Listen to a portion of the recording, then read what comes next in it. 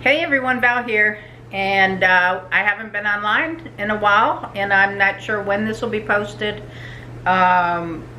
It snowed here on Monday, and our power went out, and it has just come back on. It is now Friday. I'm recording this on Friday. It's the 7th, I think, and let me see. Yeah, 7th. So our power's been out for like 5 days. So we still don't have internet, so I don't know when the internet will be back up. We did make a call to them. Hopefully they'll be working on that and they can get us hooked back up. Hopefully it doesn't take 5 days, another 5 days.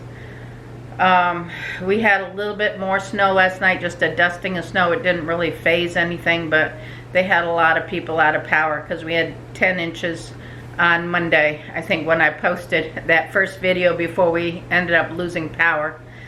So we are back now online with the power grid. We do have power in here, but I thought I'd just kind of give you an idea of what we did to survive without the power. First of all, we're always prepared. We have a refrigerator and a freezer. We have it stocked fairly well so that we can go a few days without having to worry about going to the grocery store. We have enough canned foods and dry milk and stuff like that we don't really have to worry about those kind of things. We do have a small generator that we did hook up. We do keep gas on hand so that we have enough to keep the generator running until the roads get cleared enough to go to the gas station. We also are able to take gas out of our vehicles and our boat if we need to be able to fuel the generator. The generator we hooked up, we have wired into the house, and it's able to run the refrigerator, the freezer in the garage, the water pump from the well so that we have water. And we had a small space heater in our living room here so that we could stay warm. We had neighbors that have fireplaces but didn't have water, so they came to our house to get water.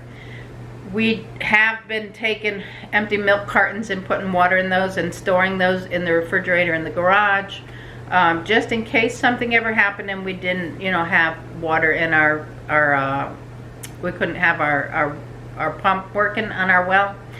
So we did end up giving bottles of water to the neighbors so that they would have some water. They were melting snow to flush their toilets. You gotta do what you gotta do. We do have one elderly neighbor that's 90 years old.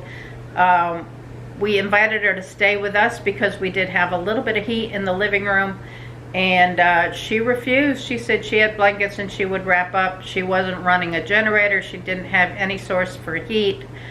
She just wrapped up in blankets.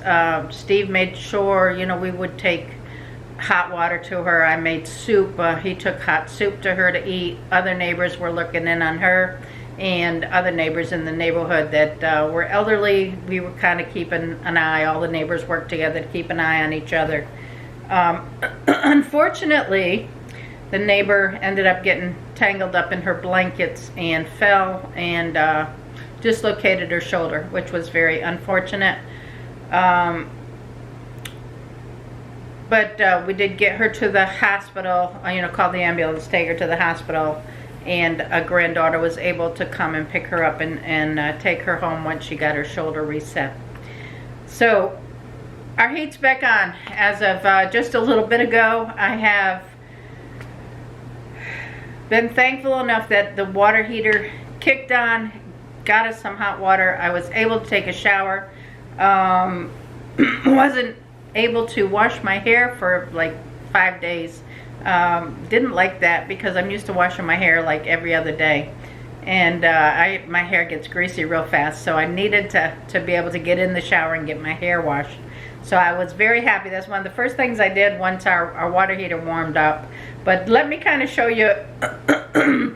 I am sorry because my throat has been killing me, because if you look around the room here, Now this is, I'm sitting on the sofa, but the door right here is the door into our hallway going into the dining room and the kitchen. We were able to close this off, and this is a bathroom door, and then we have a laundry room door and a bedroom door here, and then the porch. So we closed off the porch, we closed off the bedroom, and we had a little space heater. Right now I've got it facing out into the porch to warm the porch up, but we had a space heater sitting here, a little space heater. So we were able to keep this space right here warm, and this is where we lived for 5 days. Now if we wanted something from the kitchen, we would go in through that door and then close the door behind us.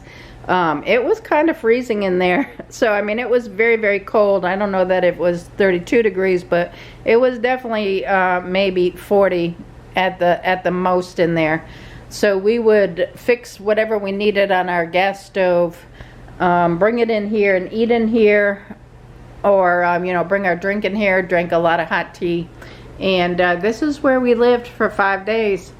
I slept in this recliner here, which looks very comfy, but when you try to sleep in that, it's really not. My knees, my back, they weren't very good. So Steve slept on the couch that I'm sitting on here, and this is where we lived for the 5 days that we were out of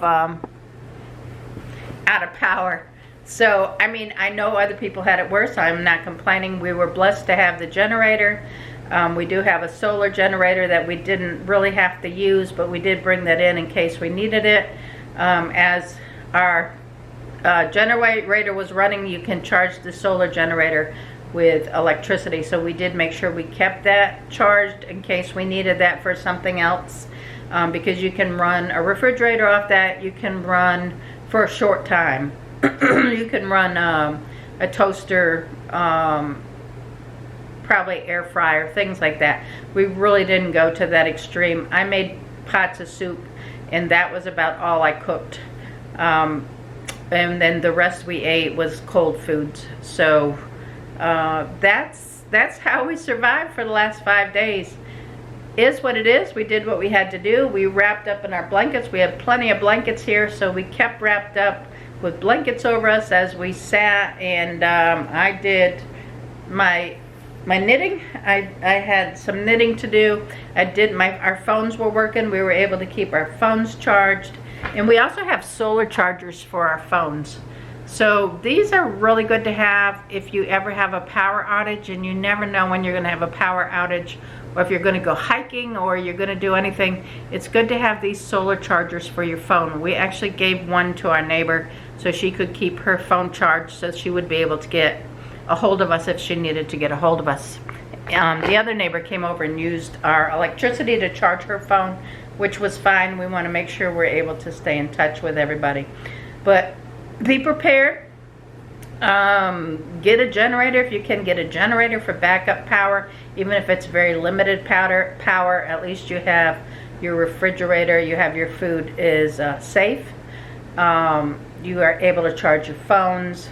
You're able to have a little bit of heat because it got down way below zero the last couple of nights, and you don't want to freeze to death. So make sure you're prepared. Have some backup on your food. And water, you know, we had water backed up in jars, and we keep that. We do a little bit of prepping, I guess is what you want to call it, but we make sure that we're stocked and we're able to take care of ourselves if something happens, because we are in a remote area. So we should be able to get out. They said that the power lines were down, trees were down, the roads were closed. Very limited access. The 2 gas stations closest to our house didn't have power, so we weren't able to get gas there. Steve does have a 4-wheel drive truck, so he was able to get out. He said the roads were terrible. He was very careful and did get out over to another area to get some gas for our generator. But like I said, if we had to, we could have taken it out of our vehicles, and we could have taken it out of our boats. But we did what we had to do.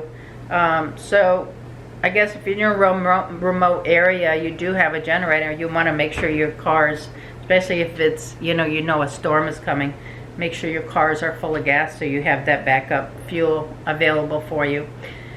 Anyway, that is what it is. This will be posted as soon as I get my internet back, because I'm recording on the camera. I'm not sure how to do the whole phone thing, but it is what it is. I'll have some updates on other things coming up as soon as we get some internet back. Hopefully that's within the next day or two. I hope you all have weathered the storm, and if there's any more coming, be prepared. Get prepared now. You just never know. So thank you all for watching. Give us a thumbs up. Subscribe if you're not subscribed and you want to, and I'll catch you on the next video. Bye now.